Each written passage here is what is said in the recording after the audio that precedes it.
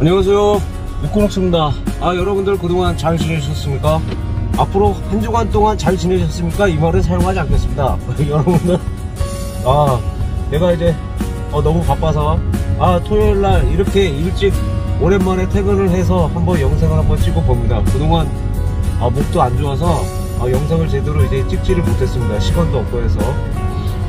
비가 많이 왔습니다. 비가 많이 와서 겨울에 보니까 홍수가 엄청 많이 났는데, 여러분들은 어떻게 잘 지내고 계시는지요? 별 피해 없기를 바랍니다. 참고로 제가 사는 동네는 한 24년 전인가, 1998년도에 아주 기록적인 폭우, 하루에 한 400mm 가까운 그 기록적인 폭우가 와서 홍수가 아주 났던 그런 기억이 납니다. 그 이후로 그 시장님, 역대 시장님들이 이 홍수에 한이 맺혀가지고 배관도 큰 거로 깔고, 그리고 펌프장도 엄청 많이 만들어 놔가지고 방송국에서 칭찬을 받는 그런 지자체입니다. 이게 큰 그 경험을 해야 좋은 방법을 찾을 수 있는 것 같습니다. 어쨌든 앞으로 다음 주에도 비가 많이 온다고 하니 여러분들 조심하시고요. 큰 피해 없기를 바랍니다. 나름대로 대비 잘 하시고요.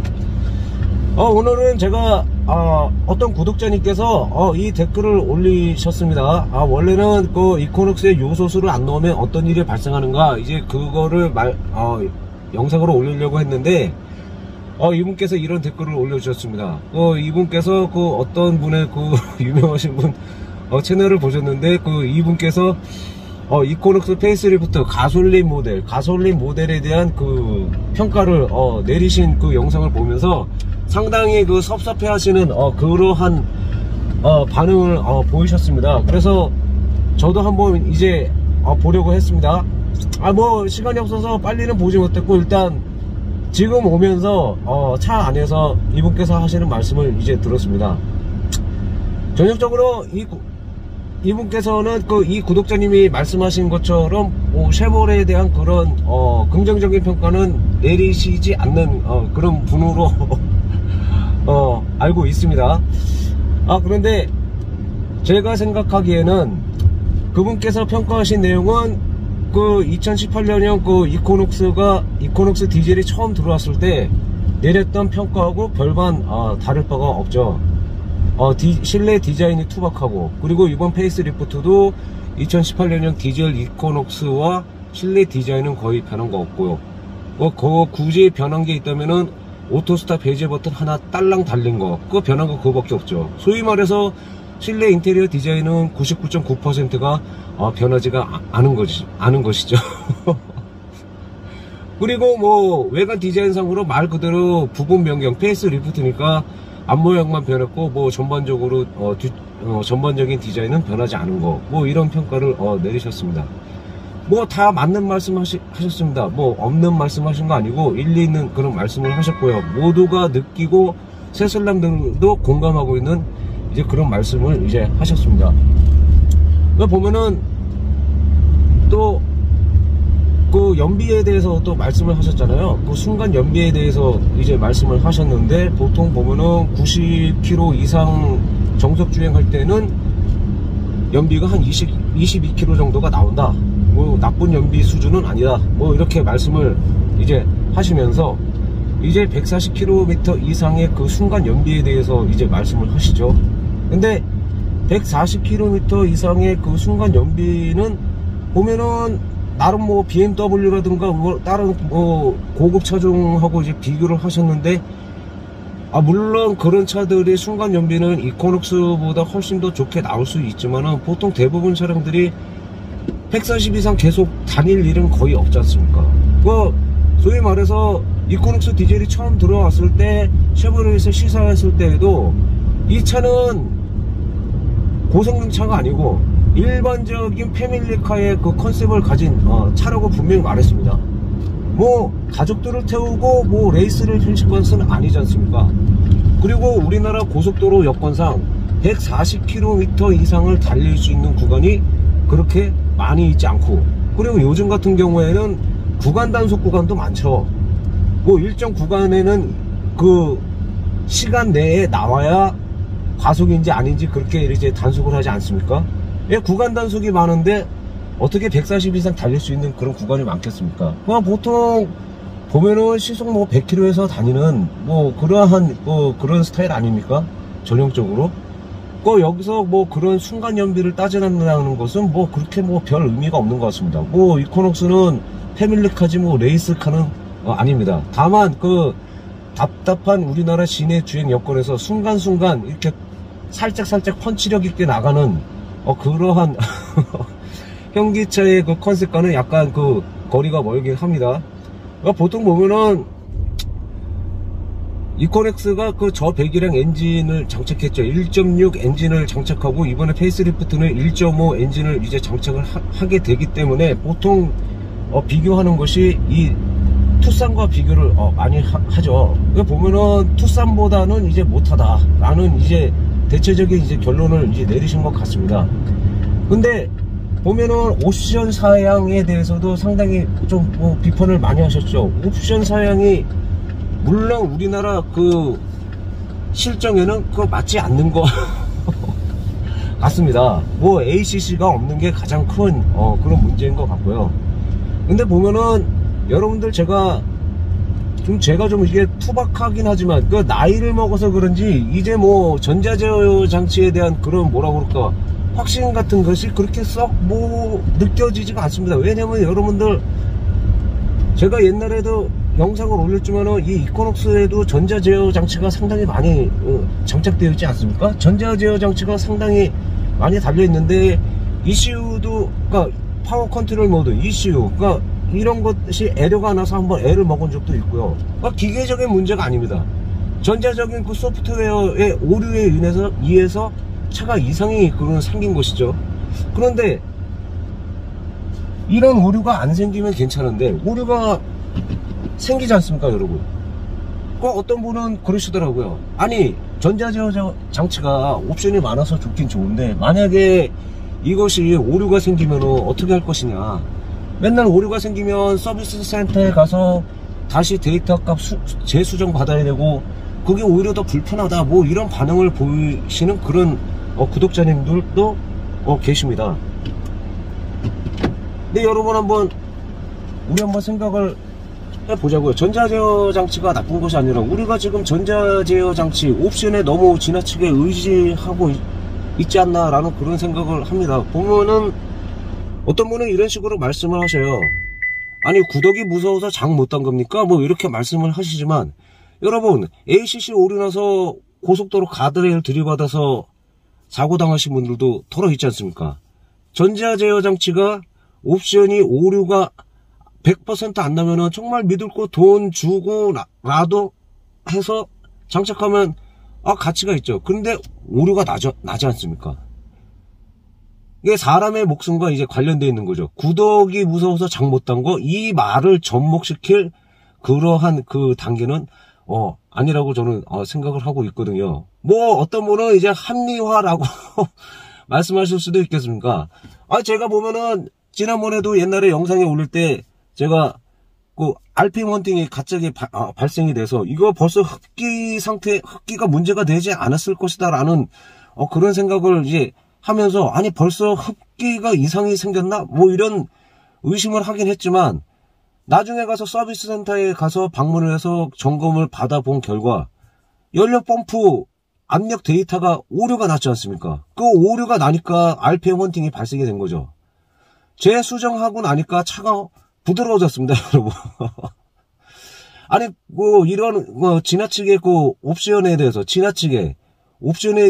집착을 하는 것도 좀, 그렇게 썩 좋은 현상 같지는 않습니다. 확실하지 않은, 그러한, 데이터. 그러니까 데이터가 오류가 나면은, 과연 어떤 일이 생길까? 저는, 이렇게 좀 궁금하네요. 이제 50 가까이 나이를 50 가까이 먹게 되니까 오히려 그 옛날 차들 2000년대 초반 90년대 후반 차들이 이제 그리워지는 것 같습니다. 왜냐하면 어처구니가 없지 않습니까? 여러분 소프트웨어가 오류가 나서 차가 이상해지는 거 이거 정말 답 안 나오지 않습니까? 한번 수정하려면 연차 한번 소진해 가면서 이렇게 데이터 값 수정 받고 이렇게 다시 오는 것도 좀 그렇게 뭐 썩 좋은 현상 같지는 않습니다. 100% 오류가 안 난다면 이거 분명히 투자할 만큼 투자의 가치가 있는 것이죠. 옵션 구입할 가치가 있는 것이죠. 하지만 그 위험성이 있지 않습니까? 그리고 ACC 보면은 브랜드 각각의 그 브랜드 차종마다 ACC 반응하는 그 스타일이 다 이제 제각각이죠. 어떤 분은 내 차를 몰다가 다른 사람 차, 다른 뭐 ACC 이렇게 시험을 하게 되면은 반응이 서로 틀리니까 오히려 그것을 ACC를 사용하는 것을 포기하고 그냥 자력으로 본인이 운전하는 뭐 그런 분들도 계시죠. 과연 지나치게 이렇게 ACC 이렇게 의지하는 거 이거 과연 좋은지 저도 잘 모르겠어요. 비판 뭐 겸허히 받아들이겠습니다. 어차피 뭐 제 생각을 알려드리는 거니까요. 뭐 차간거리 유지, 그리고 차간거리 유지가 잘 되고 안 되고 이제 그거를 이제 많이 따지잖아요. 근데 제가 옛날에도 제가 유튜브 할 때 초창기에도 올린 영상에도 여러분들께 말씀드렸지만은 저희 회사 그 동료분들도 이 ACC 하다가 사고 나신 분이 계십니다. 차 산지 뭐 3개월 만에 그냥 다쳤는데, 아니 뭐 이거 뭐 제조사에다가 항변할 수 있는 뭐 기술적인 뭐 배경 지식도 없고, 그래서 그냥 넘어가서 엔진 수리 받고 그냥 그럭저럭 이제 타고 다니십니다. 그러니까 지나치게 너무 이렇게 의지하는 것도 썩 좋진 않다. 과요불급이라고 하지 않았습니까? 뭐든지 적당한 게 좋은 것 같습니다. 근데 가장 충격적인 것은 제가 뭐 다른 건 다 이제 말씀을 드리지 않겠습니다. 이 영상 그 말미에 여러분들 지인 중에 이코녹스를 구입하시려는 분이 있다면은 만류하셨으면 좋겠다. 뭐 이런 식으로 멘트를 하시면서 이제 영상을 마무리 짓는 것을 봤는데 그것은 좀 아닌 것 같습니다. 왜냐면은 차를 사는 것은 본인의 마음, 그리고 본인의 판단, 그리고 본인의 감성에 맞게 구입하든지 말든지 하는 것인데, 어떤 근거로 이렇게 만류하시라 이렇게 말씀을 하시는 건지 저는 알 수가 없습니다. 뭐 개인적으로 현실을 이제 말씀을 드리자면, 쉐보레 차는 여러분들도 아시지만 차를 개비할 때 중고차로, 내가 타던 차를 중고차로 바꾸면은 감가가 좀 많이 되죠. 현기차보다. 그거는 이제 부인할 수 없습니다. 왜냐면은 쉐보레 차는 현기차보다 판매량이 작고, 판매량이 작다 보니까 부품 수급이 그렇게 썩 원활하지가 않고, 그렇게 되니까 부품값이 살짝 좀 비싼 것이 있습니다. 근데 하지만 뭐 고장나는 비율은 그렇게 현기차보다 많다고는 할 수가 없습니다. 어떻게 보면은 고장이 나는 비율은 현기차에 비해서 오히려 더 적다고도 볼 수가 있습니다. 뭐 이런 뭐 수치적인 데이터를 한번 뭐 찾아봐야 되겠지만, 제가 뭐 여태까지 수십 년 동안 쉐보레 차를 뭐 운행하면서 서비스 센터 방문하는 것은 이번에 전자제어 장치 오류 난 것들 때문에 방문한 것이 있지, 그 전에는 뭐 서비스 센터에 뭐 엔진오일 쿠폰 쓰러 간 것 외에는 뭐 없습니다. 뭐 이런 측면에서 보면은 이거 지나친 전자제어 장치가 많이 달린 것도 썩 좋은 것은 아니구나 라는 이제 그런 생각을 여러분들께 말씀을 드리고 싶은 거죠. 그리고 여러분들 생각을 해보세요. 그 가격 문제도 말씀을 하시잖아요. 그 어쨌든 뭐 멕시코에서 만들어져서 태평양 바다 건너서 그 운송비에, 그리고 뭐 우리나라 들어오면 관세까지 덧붙여서 이제 뭐 가격 경쟁력이 떨어지는 것은 분명한 사실이긴 하죠. 하지만 투싼보다 이제 비쌀 수밖에 없는 그런 상황이죠. 동급의 투싼보다. 하지만 여러분들 차의 그 가격의 가치, 그리고 차의 가치를 제가 꼭 뭐 옵션 디자인, 뭐 실내 인테리어 디자인, 디스플레이 꼭 이런 것에 주안점을 맞추는 것도 되겠지만은 알맹이도 한번 봐야 되지 않습니까? 여러분들 한번 예를 들어서 이것을 한번 보여드릴게요. 여러분, 이것은 그 투싼의 그 문이 열리고 닫히는 소리입니다. 그리고 이거 한번 들어보세요. 여러분, 이거는 투싼이 아니라 이코녹스의 문이 열리고 닫히는 소리입니다. 여러분, 여기서 뭔가 느껴지십니까? 안 느껴지십니까? 여기서 뭔가 느껴지시지 않나요? 텅텅 소리하고 툭툭 하는 그 중후한 소리하고 여러분 차체 강성이 어느 게 더 강하다고 생각을 하십니까? 뭐 제가 누누이 이제 강조를 하는 거지만 솔직히 이코녹스에 자랑할 것은 솔직히 차체 강성밖에 없습니다, 여러분. 차체 강성밖에 없습니다. 그게 뭐 잘 나가고 못 나가고를 떠나서 자랑할 것은 차체 강성밖에 없습니다. 그만큼 보면은 옛날에 쉐보레 그 올란도 버스 충돌 사건이 있었지 않습니까? 그 보면은 쉐보레 차체 강성이 확실히 증명이 되는 이제 그런 순간이죠. 제가 옛날에도 눈에 얘기했지만은 뭐 사고가 나면 안 되겠지만 사고가 났을 때 사람이 죽을 확률을 줄이는 차가 진짜 좋은 차가 아닌가. 이제 저는 이제 그렇게 생각을 하고 있습니다. 옛날에 어떤 분들이 댓글을 달았어요. 그 현기차에는 뭐 스판 용접 포인트를 뭐 엄청나게 많이 늘려서 뭐 차체 강성이 더 쉐보레보다 더 좋다고 이렇게 말씀하시는 그런 분들도 있습니다. 이 댓글을 다신 분들은 보면은 제가 옛날에 레이어드 빌드 방식으로 만들어서 쉐보레 차는 훨씬 더 강하다 이렇게 만든 영상에 이런 댓글을 달으셨는데, 여러분 스판 용접은 뭐 일반적으로 자동차에서 보면은 스판 용접을 이제 다 하죠. 근데 여러분 레이어드 빌드 방식은요, 용접이 바르는 수준입니다. 바르는 수준. 제가 말씀드리고 싶은 것은 용접 면적이 중요한 거죠.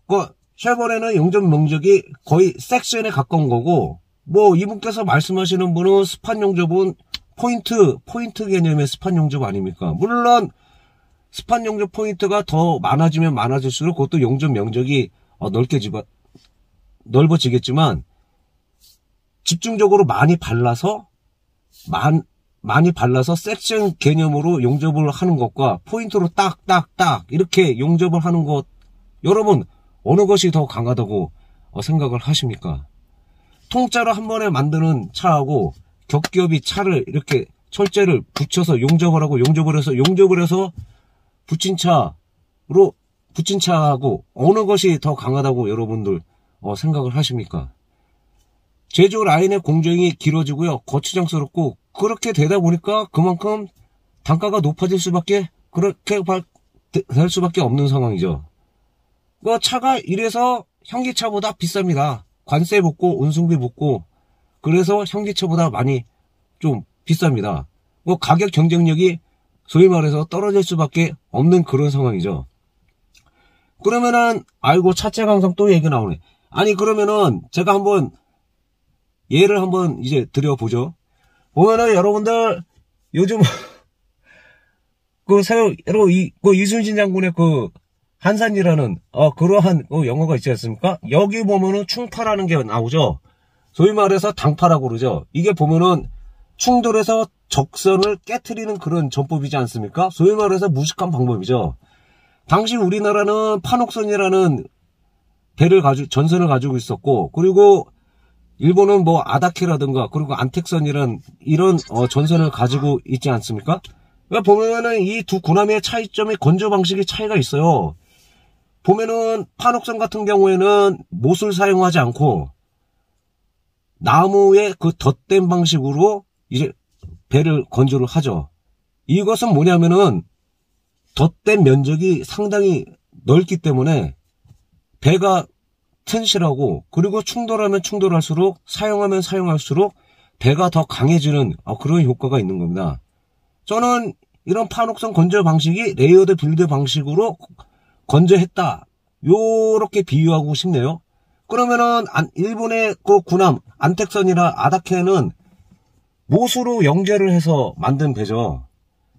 소위 말해서 스파 포인트가 훨씬 더, 아무리 많이 못을 박는다 할지라도 이 판옥선의 그 레이어드 빌드 방식으로 만든 이 판옥선과 부딪히면 깨지는 거죠. 그러니까 섹션 개념으로 덧붙인 것과, 그리고 포인트 개념으로 건조한 그 배의 강성이 그만큼 차이가 있다라고 저는 이렇게 말씀드리고 싶습니다. 우리가 차의 가치를 생각을 할 때, 또 반복이 되지만 사람을 보호할 수 있는 차가 더 좋은 것 같습니다. 그리고 이제 쉐보레 이 투박한 디자인 조금만 기다리십시오. 조금만 기다리시면 다음에 이코녹스 EV가 뭐 언제 들어올지 모르겠지만 2년 후에 들어올지 3년 후에 들어올지 모르겠지만 제가 여러분 외관 디자인서부터 그리고 실내 디스플레이도 상당히 이제 변화가 올 것이라고 생각을 하고 있습니다. 뭐 이 정도 디자인이면은 뭐 현 시점에서는 뭐 우리나라 현기차 디자인보다 뭐 꿀리지 않는 수준이라고 저 나름대로 이제 느낍니다. 차체 바디 셰시의 그 만드는 그 실력은 쉐보레 GM이 정말 짱인 것 같습니다. 그래서 차체의 안정성을 밑바탕으로 해서 서스펜션의 안정성이 더욱더 이제 돋보여주는 이제 그런 효과가 있다고 저는 생각을 하고 있거든요. 이코녹스가 왜 사면 안 되는 차인지 저는 잘 모르겠습니다. 뭐 차 한 번 사서 10년 타면 뽕 뽑지 않습니까? 그래서 제가 옛날에도 말씀드렸지만은 쉐보레 차는 오래 타야 가성비가 더 좋아지는 차라고 저는 생각을 하고 있습니다. 뭐 오늘 뭐 주저리 대충 뭐 여러분들께 말씀드립니다. 뭐 이분께서 뭐 상당히 섭섭하다 뭐 이렇게 말씀을 하셔서 저도 이제 이 영상을 봤는데 나름 하나하나 실내 인테리어 디자인, 순간 연비 그리고 서스펜션에 대한 뭐 이런 얘기 뭐 다 맞는 말이긴 합니다. 그리고 승차감에 대해서도 말씀을 하셨는데 저는 그 승차감은 모르겠어요. 제가 느낀 승차감하고는 정반대로 말씀하시니 저도 좀 할 말이 없습니다. 그러니까 통통 땡땡하다. 이 땡땡하다의 개념을 어떻게 판단해야 될지 모르겠지만 단단한 것은 아니고 탱탱하다 이렇게 말씀하셨습니다. 소위 말하면은 어떻게 할까요? 통통 튄다라는 그런 느낌으로밖에 반응을 보일 수가 없네요. 근데 제가 여태까지 제 지인들 그리고 우리 가족들 친척들을 이제 태워본 결과 그렇게 땡땡하다라는 말을 들어본 적은 없거든요. 저 물렁물렁하고 푹신푹신하다 이런 말은 들어봤지 땡땡하다 뭐 이런 말은 들어보지를 못했습니다. 그리고 다른 뭐 구독자님 가족들이 타신 그 뒷좌석 승차감에 뭐 단단하다 뭐 이러한 느낌 전혀 들어본 적이 없습니다. 이 여러분 군중심리가 되게 무서운 겁니다. 여러분 이 한 사람의 그 위력적인 말을 할 수 있는 사람의 한마디가 엄청난 위력을 발휘하는 것이죠. 근데 여러분 제가 드리고 싶은 말씀은 우리의 감성 누구 겁니까 여러분? 우리의 감성은 여러분들 겁니다. 그리고 제 감성은 제 겁니다. 우리들의 감성대로 우리들의 판단대로 차를 구입을 하는 것입니다. 어떤 사람이 이 차 사지 마라 저 차 사라 해서 저 차 사고 이 차 사지 마라 해서 이 차 안 사는 것은 이거는 내가 아니죠. 내 자신이 아니죠. 내 자신의 판단대로 내 감성대로 사는 것이 구입하는 것이 좋을 거라고 생각을 하고 있습니다. 여러분은 과연 누구이십니까? 여러분은 그 대형 유튜버이십니까? 아니면 여러분 자신이십니까? 우리들의 감성 독립을 해야 된다고 저는 생각을 하고 있습니다. 판단은 하되 비판과 비난을 하지 말자. 그리고 비난을 하려면 근거 있는 비난을 해야 된다고 저는 생각을 합니다. 뭐 일찍 퇴근해서 이렇게 영상을 올리는데 조금 살짝 좀 흥분이 되네요. 여러분들 이제 얼마 남지 않았습니다. 이제 쉐보레 이제 본격적인 그 전기차 EV차 이제 들어오면서 이제 디자인이 확 바뀌니까 여러분들 이제 향후 2-3년 한번 기대해 보시고요. 이코녹스 EV가 나중에 들어오고 뭐 블레이저 뭐 전기차가 들어온다면 나중에 뭐 쉐보레도 판매량이 늘게 되겠죠. 근데 판매량이 늘면 나중에 현기차처럼 부품 단가도 낮아지고 공임 단가도 낮아집니다. 쉐보레 차가 나빠서 부품 단가가 높고 쉐보레 차가 나빠서 공임이 많이 들어가는 거 아닙니다. 여러분 판매량이 저조해서 이런 효과가 생기는 겁니다. 제 나름대로 차체의 강성 그리고 서스펜션 주행의 안정성은 상당히 좋은데 이 디자인과 그리고 옵션에서 이제 밀리니까 판매량이 많이 늘지 않는 것 같습니다. 하지만 차 자체는 좋다. 그리고 차체 바디 셰시의 강성과 안정성은 좋다. 그래서 내가 쉐보레 차를 탄다.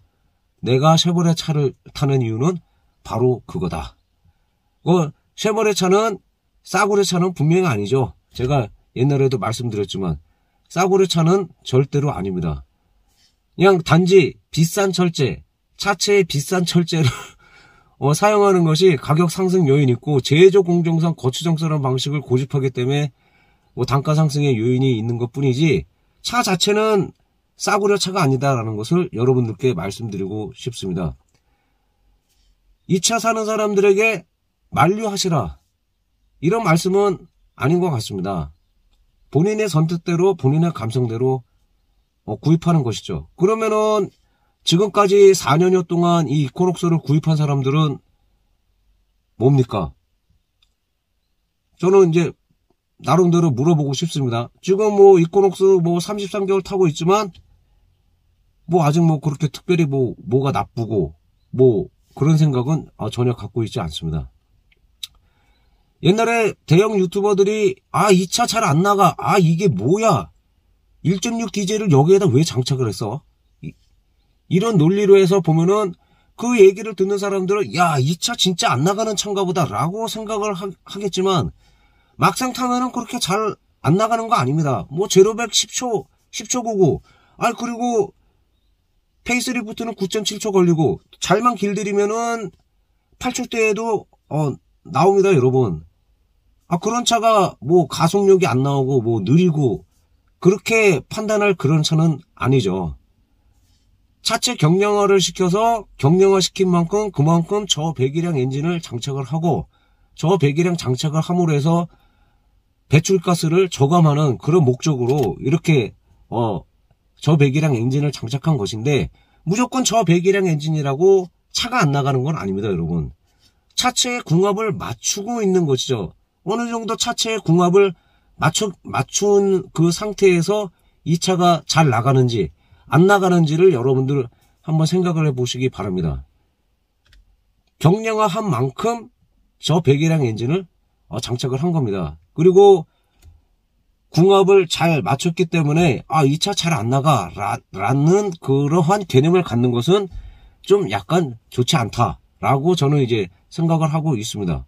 고속도로 주행에서도 딸리는 그런 맛은 없습니다, 여러분. 어차피 고속도로 100km, 110km 달리는 것 뿐이지 더 이상 더 퍼포먼스 주행할 차는 아니죠. 우리가 퍼포먼스 주행하려고 차 사는 건 아니지 않습니까? 가족을 태우고 다니는 것이라고 저는 생각을 하고 있습니다. 오늘 주제를 떠올렸습니다. 살짝 흥분될 것을 참아가면서 여러분들께 한번 제 생각을 읊어봤습니다. 여러분들 잘 지내시고요. 저는 다음에 그 이코녹스의 그 요소수, 디젤 이코녹스의 요소수를 안 넣으면 어떤 결과가 생기는가에 대해서 영상을 올리도록 하겠고요. 여러분들 다음 주에도 비가 많이 온다 하니 여러분들 비 피해에 만전에 대비하시기 바랍니다. 그럼 여러분 다음에 뵙도록 하겠습니다. 그러면 안녕히 계세요.